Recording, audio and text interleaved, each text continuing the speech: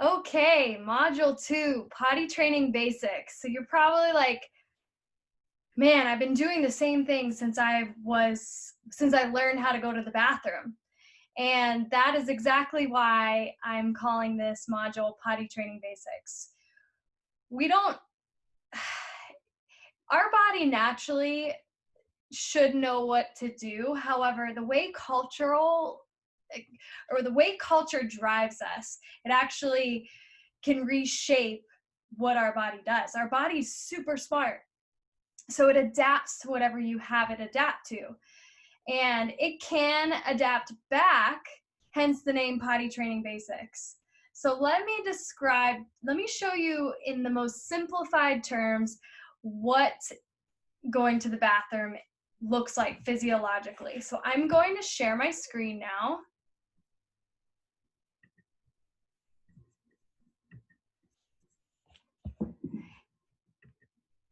And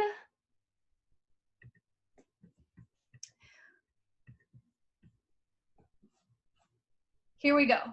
So let me orient you here. You have the person that has to go to the bathroom. You have at the bottom left your bladder, and then I will guide you through the rest of the pieces. So let's say you're out and you have an urge to go to the bathroom. So that's what you see, urge 1. I have to pee, and the person says, I can pee, but really that should be a question mark. Can I pee? Is it appropriate time to go to the bathroom? The top arrow means yes, I have access to a toilet. The bottom arrow means no access to a toilet. So let's just go through scenario A, or scenario 1, where you do have access to a toilet and you can pee. So let's say you go to the bathroom, you get to the toilet, and what happens is your bladder muscle contracts. That contraction tells the pelvic floor, okay, muscles relax, so I don't have a lot of resistance to empty against. And so your pelvic floor muscles relax and you completely empty your bladder, or you have about 1 ounce left in the bladder. And that would be still considered empty, or within the normal limits of emptying. Let's say it's not an appropriate time to pee. Let's say you're in the car and you can't go to the bathroom. So you have to store that. So we're going to go to scenario B here. And that urge is somewhat of a sense of your bladder muscle contracting, but now your brain tells you, not appropriate. So your muscles of your pelvic floor contract. That contraction tells the bladder muscle, hey, no, it's not the right time, stop contracting. So then your bladder muscles stop contracting, and then you're able to store a little bit longer, half hour, depending on it. That's normal. So so you're storing, and then half hour to an hour passes, and then you're like, oh, really gotta go. So then we go back to A.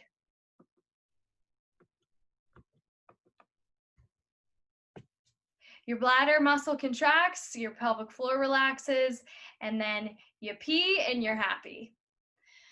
So that is, in most basic terms, what happens what physiological processes happen when you need to go to when you go to the bathroom, or if you're storing.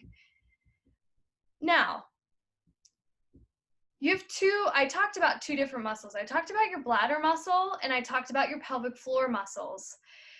You do not have voluntary control over your bladder muscle. So that's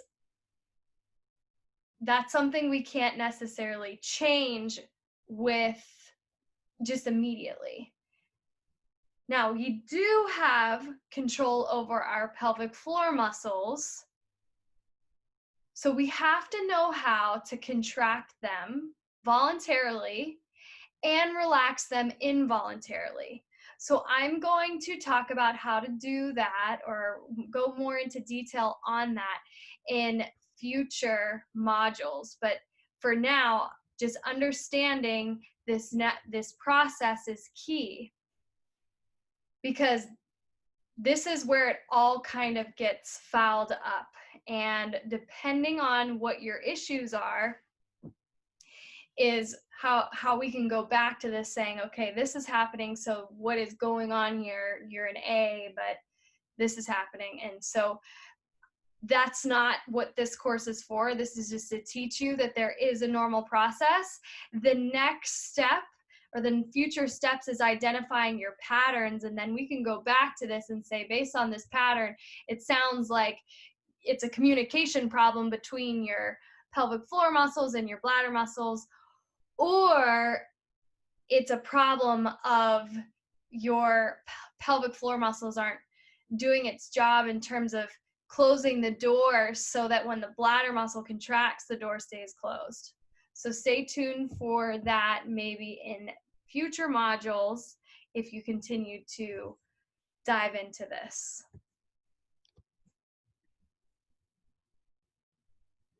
So stopping the share.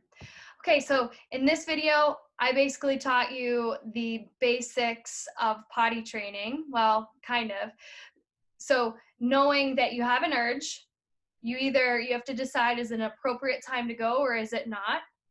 When it is an appropriate time, your bladder muscle contracts, your pelvic floor relaxes, and then you pee. If it's not an appropriate time, then your pelvic floor muscles tighten and it tells your bladder muscles, hey, chill, we need to store this. And then you can go on about your day, and then you go later on when you have your next urge. So if you have any questions on this, you can comment on the modules and we'll get back, and I will come back to those questions that you have later.